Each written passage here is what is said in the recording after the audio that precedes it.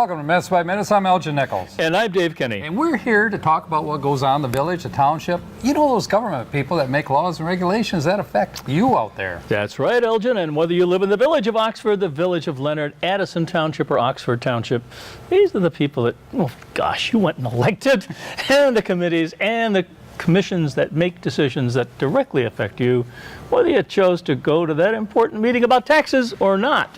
And the result can be a taxing situation. It may not always be taxes, though. It could be something else, like there's a development that's coming in and it's going to take over your village. Something along that line. Hey, anything can happen. Hey, that's mine. No, That's mine. it was. It was mine. There it goes. They call that eminent domain. That means it's all It's theirs. like an eminent threat. It is, yeah. Well, let's talk about some of the meetings that came up, shall we? We're going to talk about maybe two of them today. Addison Township Board Trustee meeting, which occurred on November 20th, and also the Downtown Development Authority meeting, which handled, let me see, that was also November 20th. Oh, well. So, yeah, not at the same place. You were trying to put it on a different date, weren't you? I was trying to do that, yes. But that didn't work out too well for me. Okay, round peg, square hole. One of those. Yeah, okay, we got it. All right, so let's talk about the Addison Township Board, because it is a rather interesting meeting that they had. Okay. Bruce Pearson, of course, is the supervisor of the township. Pauline Bennett serves as the clerk. You're going to see also Lori Fisher as the treasurer, and you've got four trustees, Jacob Newby, who is the new guy. And Appropriately so. right, Joe King and Linda Garrick, who was absent at this particular meeting, and then Eric Sent. Eric Sent's a rather interesting guy. I got an opportunity to talk to him on several occasions. He's really a smart fella. Oh, well then. Yep, and Gotta have those. electronics, technical end. You know, and that's an area, of course, I'm interested in, as you will know. Right? Found like you found a soulmate there. Pretty much. So anyway, they did the pledge, of course, got the preliminaries pretty much taken care of. They did prayer also, which they always do at their meetings, which I find rather nice. Start out, oh please. Yeah, oh please. Please help us. Somebody help. But that would probably come from the Oxford Village. I see. Please help us. Ooh. But I'm not all sure. Okay, so they then talked about the agenda, of course, right after prayer, and they wanted to make one change to it. Pauline Bennett said that she wanted what they were going to discuss on interviews and landscape agreement was on the subject plate, and she wanted to postpone that to next month. So, and there'll be snow and just the right time to talk about Or greenery. spring. Or spring. One or the other. It'll get here sooner or later. But anyway, so they covered that, and consent agenda came up for September 16th, which covered the bills also. They, at the time of this consent agenda, also was added a fire department, an engine change. They had ordered a fire engine, and apparently there was a couple of changes financially had to be made to it. Oh. So we'll talk about that a little bit later. I thought they were changing an engine in the fire engine. Well, they used to do that with the old one, but they got see. tired of changing I engines and decided to buy a new one. Okay. Okay. One of the things we do here is spread rumors, as you can see, and he confirms the rumors. That was correct. That was. Oh, great initiator of rumors, yes. Yes, okay, we could do that. Anyway, so first thing that they did talk about was a resolution that came up, and it involves Intergest Company, which What is it? Intergest, and it's a oil production company that pulls oil out of shale. Fracking. It could be called fracking. It is called fracking. It could be called extraction also, which is what they do. So anyway, people know it as fracking. By the way, in Oklahoma, they had a rough time with that fracking. Seems like they pulled a lot of oil out of the shale, but then they replaced it with all types of, like water and Slippery stuff like silicon. And interesting thing is happening out there now. They seem to have an awful lot of earthquakes. Well, things are slipping. Right. So anyway, one of the concerns, of course, that Addison Township has is that all the residents use private water wells. They don't have city water as they do here. True. And so They're concerned. Bruce Pearson has been fighting this thing since 2013. Fighting against it or for Against it. Okay. Because he's saying that the cleanup is one concern, but also they're pumping solutions into the ground, which may contaminate also the groundwater. Well, that And takes a would real be analysis serious- of where the water table is. Right. And so they put together a resolution proclaiming that they don't want to have this. But the interesting thing, as Bruce pointed out, is that the township has no control over it. It's state and federal regulated. So the citizens can complain all they want, but if the DEQ decide to go forward, or the EPA, it'll go forward. The Department of Environmental Quality, That's DEQ, right. that's a Yes. state organization? Well, there's state and federal involved. There's in two this. DEQs? Well, I think it's state Okay. involved with that. And what's the other one? The other one is the EPA, and you know who they are, Environmental Protection. Oh, yeah. They've kind of slacked up a little, haven't they? Well, they're not in this. They're kind of lurking. They're kind of like the shark, in the water. So anyway, so it's a major concern, that this township has. And as Bruce Pearson pointed out, he said he fought this in Lansing, and the clerk went with him at the time, 2013. He says, so it's been quite a battle. There were people that stood up. And But if the DEQ is against it, then, Oh, they're then it for it. doesn't. I mean, they're going to approve it, is the point, through There's- state but- regulations. But they're Require- supposed to be. allowing them to do it. But they're supposed to be protecting the environment. They right? are. But our illustrious leaders in Lansing passed regulations that allow these oil companies to come in and do the kind of thing that the township doesn't want them to do. Money And the talks. township loses the control. Money talks. Yep. It apparently did in this case, and you wonder who greased who. But anyway, Bruce Pearson said it's a Canadian company involved in this, Landfar Oil Company, and they use this other company. Not even a local. Energest It's not even a local company. Not a local company. It's Canadian. And Bruce said they have a very good habit of bringing junk over here and sticking it to Michigan. And he said he's not a happy camper over there. That's because they know how to play the game. They know how to play the game. But Bruce Pearson says he knows how to play the game too. It's called lawyers. So you have to get, it's a legal situation Well, that's it can be involved here. it can be a big delaying tactic, basically. Well, if they decide, not to approve it, or to approve it, they agree to approve it, Who? and the township disapproves it, they don't want it, it's all going to be set with the EPA and DEQ and who they decide to, approve. Does the according to does the state county have any regulations. say in any of this? County has, a letter was sent to them as well, and no, They have don't. no power. They had no power in this. It's all state These regulated. are strictly mineral rights. federal. Is Yep. this called mineral rights? I don't know what kind of rights they are, but you can ask Bruce Pearson. He says they don't have a right to do what the rights say they do. I take it that the owner of whatever property that this drilling is going to occur on is in favor of it because they're going to get paid. No. No. Well, it's an old oil well. It's Oh. on Leonard Road. Ah. And of course, it's extended its progressive capability to produce. So, in lieu of that, So they're tapped out right now, and Yep. fracking is the Right. best solution for them. well, that's what they're looking at. That there's reserves underneath, if they can extract it, as you say, through. Well, fracking. Michigan was like interlaced with all these coral reefs that later became oil deposits way back in the day. He did. So we're Almost your day. No, No, that was a little before my day. I see. Just a little bit. But you're right about that. There's a lot of oil here in Michigan, and that black oil below the hills. But we'll talk more about that when we come back, right after this.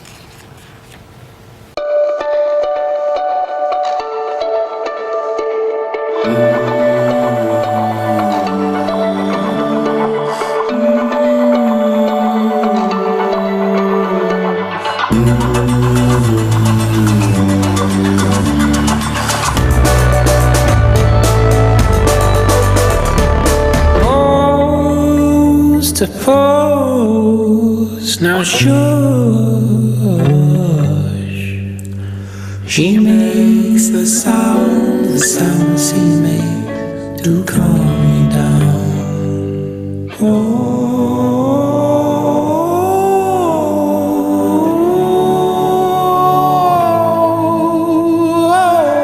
She makes the sound the sea makes needy. She makes the sound the sea makes knee deep in the North Sea. Welcome back to Minutes by Minutes. I'm Elgin Nichols. And I'm Dave Kenny. And we have been talking about Addison Township, and there's oil in them there hills, or at least under it, right? That's right. And the whole subject was about a oil Extraction. oil field. Could be called extraction, could be called fracking. But they were pumping it out of the ground, and that they? isn't paying off anymore, whoever owns it. And now the issue of fracking comes up because now they can extract stuff right out of the shale or the coral reef or whatever the heck it is. Yep, and this is a Canadian company that's involved in this. Eh? And now I want to, yes, right.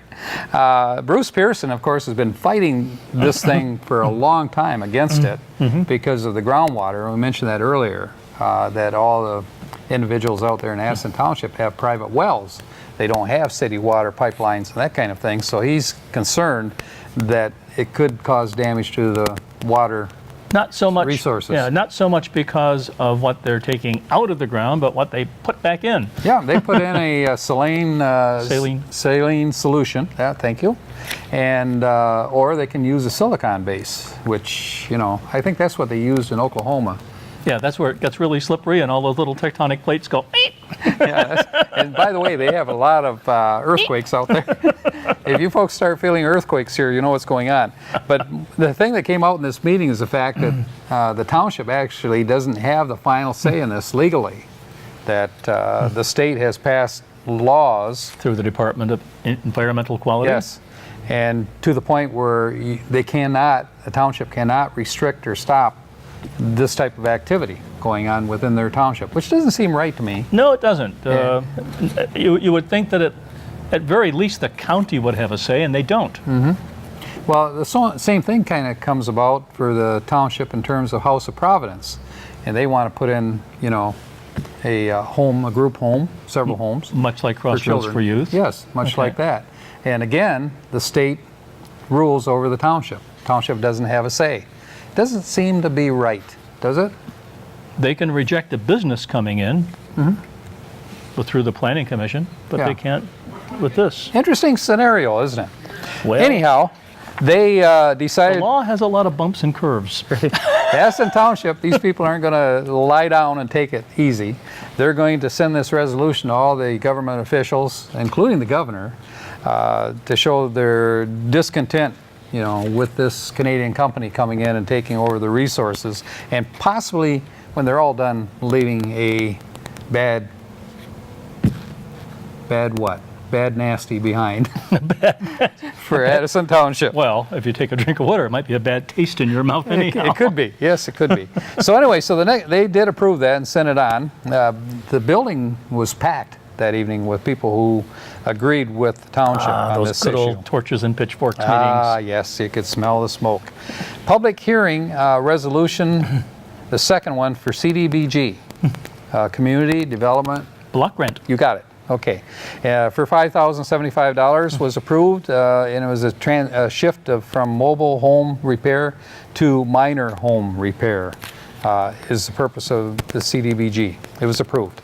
Resolution 2018 through 2022, Community Park Recreation, Open Space, Greenway Master Plan. Now remember, we talked about this last time. Charlie Perenian spoke, you know, Okay. before I believe the Planning Commission last time. And this time he came before the trustee board. Same And presentation? a 5-year plan, and it provides funding, you know, for the park in terms of trust and that. Is kind that of is that the one right along Lake or Rochester Road? thing. Yes, Okay. would be. All right. So anyway, that was approved as well. Resolution, let me see, for lake lot septic systems. Remember we talked about that before? Yep. Where you had to be 100 feet from the lake. that kind of Engineered thing. system, blah, blah, Yeah. blah. Okay. And if you wanted less space, then you had to go before the Zoning Board of Appeals, and it was a big, you know, hoopty-doo and rigorous thing that the homeowner had to go through. Well, they passed a regulation here. A lot of people live around lakes out there. They do. Resolution. Well, there's water, but it's fresh water for now. Right.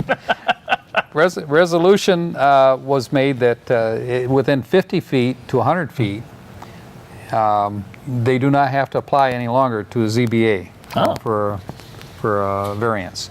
So, Because they've been getting it all the time anyhow? well, yeah, they've been getting ZBA approval Okay. depending where they are, of course. But I would say 99% of them would be approved. Okay. And it just put people through other hoops, which this eliminates the hoop. Yep. Okay, then fire department, Conica, they had an agreement with them. They had to change it somewhat in their agreement because they came in with a lower price than what they anticipated with. Conica. Conica. What's that? It's a firm that provides the safety kits and so forth, for the fire department. Okay. So anyway, so that Sounds was like a camera outfit. yeah, it does, doesn't it? Come to think of it. But anyway, it was fire department approval. Appointments. They made appointments for Eric Sant for NODA. Jacob Newby is the new Oxford Community Television 3-year term individual. Is going to sit on Okay. that board. Carol Beans has been placed on the Planning Commission, and ZBA alternate was approved. Gino Melia was approved for that.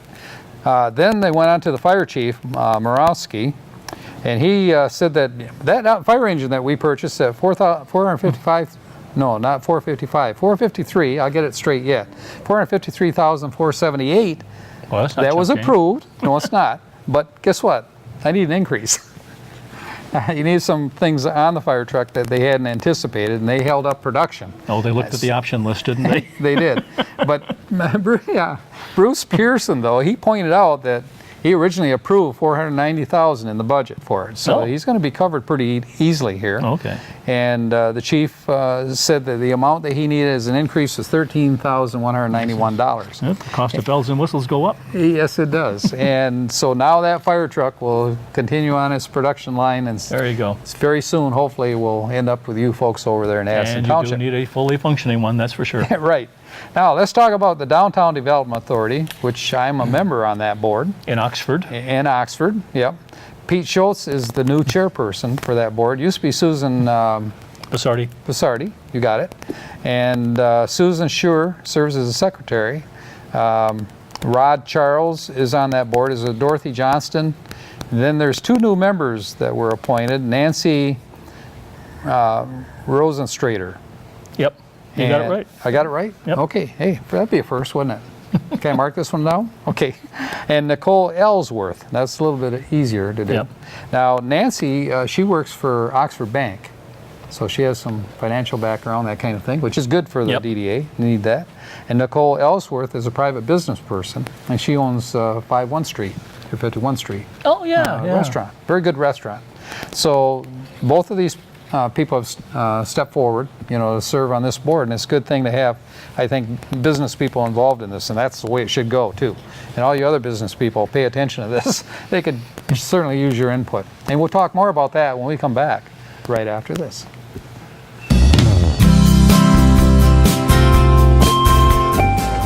My name is W. Ripto with the Addison Township Fire Department. I'm a lieutenant here. Today, we're going to be talking about address signs. In an emergency situations, you don't want to have to give us directions. If we can't find you, we can't help you. The address signs are $15 a piece. They can be displayed vertically or horizontal. So this is the setup process for how to create the address signs. When you order your address sign, you call the phone number there, tell us what your address is, and we'll make the sign up for you. And this is the simple process to create it. You put the template over it, you set the numbers in place, you take off the sticky backs, make sure everything looks correctly. This is my address, 1262, and it can go on the front side, both sides, the front side and the back side. So that is how you would set up your address sign. Welcome back to Minutes by Minutes. I'm Elgin Nichols. And I'm Dave Kenny. And we are talking about the Downtown Development Authority for Oxford Village. Yep. And let's talk about, we talked about all the people that are new on that board. And first thing they did, of course, the preliminaries, Pledge of Allegiance, and of course they read the minutes, or approved the minutes for a regular meeting and a special meeting, which were both held on October 16th. Was the special before or after? It was before. Okay. Could have been after. Which rumor would you like to spread? You got me. Got you there, didn't I? I'll believe you. You believe me. Oh, okay, I got him. All right. The consent agenda came up, and the items in the consent agenda were the board chair report, treasurer's report, revenue expense report for November, and code enforcement activity and police report, and also executive director Glenn Pape's report. That was all approved as a consent agenda to move forward with. All right. Okay, bills were in the total of $24,886.87. They're in the black now, aren't they? They're in the black. Yeah, What does that mean? that means they can spend more money if they want to, but they better not. Oh, There's too many people you seem watching to have the a little budget. qualifier in there. Right, right. First thing, of course, is old business. National Register Historic Places. Have you ever heard of SHIPO? SHIPO? They visited. I've heard of SHIPOL. It's an airport over in the Netherlands. I know. This would not be an airport over in the Netherlands. This would be the State Historic Preservation Officer. SHIPO. I don't know why. Okay. It's like, He's got a job. Now, Yeah. what does he do? I don't see all these abbreviations. I mean, I like to know what they are. wouldn't you? Right. But anyway, he came into Oxford to check out the downtown to see if it would be possible to become labeled a historic place in the state. The of entire village of Michigan. Oxford. Village, yeah, in downtown. The Downtown village. you know, carrying that moniker sometimes puts restrictions on what you can do. It does, but it also provides some goodies Like? down the line, and we'll talk about that. The next step for this to happen was an interview of community members, and that takes roughly about 45 days. This is all in the process. And then it takes 18 months for state and federal regulators to decide if, it's a good thing, they're going to go forward with it. Now, what does the register mean, you might ask? I did. See, a little before your time. Now we're going to talk about what it means. It means tax credits for redevelopment. So, and cash, can you say ka-ching, ka-ching? A savings. Tax credits. It's going to be tax credits. to whom? It will be coming to the village. In other words, you're either going to pay this amount of tax money into the government, or you're going to get a certain amount of money back. Okay. So that's the way it works if you're registered. Well, But so hopefully it would be a good thing. And Glenn Pape is chasing this one. He's the executive director for the DDA. it sounds like a good deal if the restrictions, the fine print doesn't restrict you in what you want to Oh, trust me, they'll be watching the fine print. do. I see. They do. They're watching everything now at this point. M24 update. 2020. Can you say 2020? Oh, yes, that's no. the year. I thought it was. No, that's going to be the year. Can you see 2020? Why don't you just say 2 more years? You have 2020 vision. That's what I want to Just know. 2 more years. Yeah. And then Could be it's 2 good, more and then years. it'll be 2 more years. 2 more years. 5 more years, 6 more years. I don't know. Can you live long enough? That's the question. I know. Okay, I think it's going to happen, but they shifted the funds over to I-75, the project. That's the reason why it was delayed. You're probably wondering why, right? I knew you were. Say I was wondering why. Why? That's why. Because I-75, they felt needed it more so than M24. So it wasn't a case of being not prepared. It I'm was talking about MDOT, by the way. Yeah, but it wasn't a case of being not prepared. It was a case of simply getting your cash pulled out from under you. Yeah, well, it's a matter of resetting your priorities, for MDOT. Well, of course. That's what they did. So we have to reset ours accordingly. But it's good because... And hopefully that cash will be there by 2020. Yeah. Well, it's... We don't go into a yeah. recession or something. Well, it looks good so far. The TAP program grant and so forth is going to go through from what I can see. So we'll have to see what happens. We'll give you folks more out there down the line. Check me in 2 years. Yeah, check in 2 years. Come back in 2 years, if you remember. Okay. One of the people on M24 had a discussion and very thorough concerns is Chuck Snyder, who's a developer and entrepreneur in Oxford and owns quite a bit of property there. One of them is the White House Village area. That's a series of white houses with Yep. various concessions and businesses. Various businesses, yeah.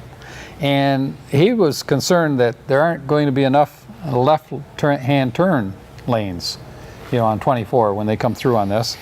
And Executive Director Pape said, well, it's still under review yet, as far as the actual specifics. And it depends on how much funding we have in order to do that, because we're really restricted as far as the cost of doing that. The extent to which they're going to do this goes all the way south to where? Marketplace. Okay. Yep. So it's quite a distance that they have to deal with. But Chuck Snyder said that he made the point that he's not going to make any more investments into Oxford because he feels it's not So he's saying check me in 2 years. a friend. Maybe check into him 4 years, 5 years, I don't know. But anyway, I always enjoy listening to Chuck Snyder. He's very Yeah. well informed. He used to be on the DDA board, Yeah, you know, he a few years really- ago. Did you remember that? Yeah, he's very articulate. Yeah. He provided detailed explanation as to why we have the traffic issue here, and he said because you have dummies out there years ago that didn't utilize the Glassby Street, you know, for truck traffic. Oh. Instead, you decided to do what? You decided to put family housing in there as well as industrial. Does that make sense? And now they don't want trucks. Now they don't want trucks. What happened there? But anyway, it wasn't poor planning, and I believe Chuck Snyder is pretty sincere when he says that, and I agree with him on those points. But Well, he doesn't it's way hold- too late now. That water is already Chuck left has the never bridge. been known to hold back. No. And he has every right to do so. I Yep. mean, he's got a major investment in this town. And there's others too, you know, that feel the same way, I think, business people. But anyway, so Glenn Pape, though, wanted to remind people too that, as the DDA director, that we've got the Soup and Sweet Stroll coming up. Ah, that's right. And that's going to be, you can get tickets at the Centennial Park between 5:45 and 7:45 on Friday, December 1st. And the cost per person is $5, and the whole family can do this for $10. Now, what you do is you So bring the kids. yeah, bring the kids, and you get to sample cups of soup along the way on Washington Street. Good. There's going to be businesses open that are going to be retail companies and so forth that will have special gifts that you might want to look at, you know, for Christmas too. So, and they are looking for volunteers, although it was made very clear that the DDA representatives will more likely be volunteers. So I'll probably see you out there. So show up in For sure. Centennial Park and get those tickets. Right. Now, don't forget, too, Saturday, December 2nd is the Oxford Christmas Parade. And OCTV will be there. And what's coming up? Well, not much. Not Well, much. on 12/4, we're going like 2 weeks ahead of time here. On 12/4 at 7 o'clock, the Village of Oxford Zoning Board of Appeals. Once again, check on that because sometimes they don't meet because they don't have anything to talk about. And on 12/5 at 7 o'clock, the Village of Oxford Planning Commission will be meeting. One of your favorites. Yes, it is. And that's it. And I'll tell you what, if you folks want to learn more about these meetings, you can catch us on OCCTV.org. Click on programs and you're got there. us. Yep. I'm Elgin Nichols. And I'm Dave Kinney. Catch you next time right here on Minutes by Minute. See you then.